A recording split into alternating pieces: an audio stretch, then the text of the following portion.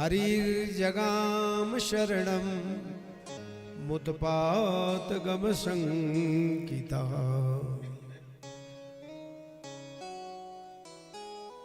बाबानंद रास्ते में सोच रहे, मैंने एक बार नहीं अनेकों बार आजमाया है। वसुदेव जी की बात कभी निरर्थक नहीं होती। ये जो कहते हैं हो जाता है। हे परमात्मन, हे प्रभु, मुझे इस अवस्था में आपने मेरे ऊपर कृपा करके बेटे दिया है, तो मेरे बेटों की रक्षा करना आपका काम है। मैं तो आपके सहारे हूं। ऐसा कहते हुए बाबानंद अभी घर पहुंचे भी नहीं थे, तब तक पूतना पहुंच चुकी थी। अनेक बालकों को मारती हुई स्तन में विष लगाकर दूध पिलाने के बहाने बच्चों को, न जाने कितने बच्चों को मार मैया यशोदा के भवन में जब पहुंची है पूतना, तो अपने आप को लक्ष्मी सदृशा, साक्षात लक्ष्मी ऐसा सुंदर सजाया धजाया है। किसी ने रोका नहीं, टोका नहीं, और सीधे मैया यशोदा के पास में जाकर के खुशामद करने लगी। अरे ओ मैया, कितना सुंदर लाला जाया है। तेरे लाला को जब तक देख नहीं लेती ना, तो घर में चैन नहीं पड़ती, रह नहीं पाती। तो मैया ने सोचा, देखो मेरे लल्ला को कितना प्यार करते। तो मैया ने भी कहा कि रोता बहुत है, अभी मेरे बिना रहता नहीं। अब पूतना को मिला मौका। पूतना ने कहा, मैया मैं अपने घर का काम करके आई हूँ, लल्ला को मेरी गोद में दे दे और तू अपने घर का काम कर ले। तो मैया यशोदा ने सहज में कन्हैया को पूतना के गोद में दे दिया। घर काम करने के लिए चली।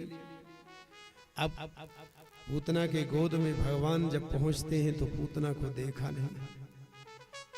पूतना ने दूध पिलाना आरंभ किया। भगवान दूध क्या पीना था पूतना का, प्राण ही पीने लगे। दोनों हाथों से स्तन को जोर से दबाया तो पूतना घबराई और पूतना के शब्द थे, सामुंच मुंचालमिति प्रभासिणी निष्पीड्यमानाखिल जीव मर्मणि विवृत्त नेत्रे चरणौ भुजौ मुहुः प्रसन्न गात्रा क्षिपिति रुरोधा। दो बार कहा, छोड़ दे छोड़ दे। पूतना ने, भगवान ने कहा, एक तो कभी पकड़ते नहीं, और कहीं पकड़ लिए तो जब तक कल्याण नहीं कर देते तब तक छोड़ते नहीं। और पूतना के दूध को क्या, जब प्राण पीने लगे तो पूतना अपने बचाव के लिए विकराल रूप धारण करके भगवान को लेकर के आकाश मार्ग में चली। भगवान ने वही पूतना को दबाया जोर से। पूतना कंस के बगीचे में गिरी और प्राणांत तो पूतना के हुए। ये दिव्य ज्योति निकली और भगवान नंदनंदन में ही समाहित हो गई। जब भगवान में समाहित हो गई, उधर पूतना अविद्या थी, अविद्या का भगवान ने दमन किया। उधर बाबानंद आए, मैया यशोदा ने घर गृहस्थी का काम किया और फिर मन में विचार किया, देखो मेरा लल्ला का कहाँ है जिसकी गोद में मैं बैठा के गई थी। तो जब लौट करके आई तो देखा वहां तो न लल्ला न गोपी। अब पूरे घर में नंद भवन में खोज खोज कर मैया परेशान, कहीं नहीं मिली तो मैया दुखी होकर रोने लगी। बाबानंद भी आ गए, रोना आरंभ हो गया, सब दुखी हुए। बच्चों ने आकर कहा, मैया रो क्यों रही है? अरे तेरा लल्ला एक बहुत बड़ी राक्षसी के गोद में खेल रहा है। कहां पर?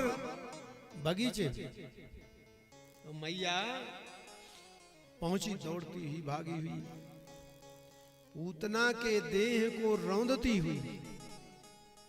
पूतना अविद्या है, अविद्या को कौन रौंदे? भगवान की जननी, भगवान का भक्त, और भगवान को उठाया है। भगवान बिल्कुल स्वस्थ। भगवान को क्या होना था? पंचगव्य मिश्रित जल से स्नान कराया है, झाड़ा लगाया है गोपुच्छ से। भगवान बिल्कुल ठीक थे। मैया यशोदा की जी में जी आया है। ब्राह्मण संतों को यथेच्छ दान दिया और अपने लल्ला का आज पुनः जीवन माना।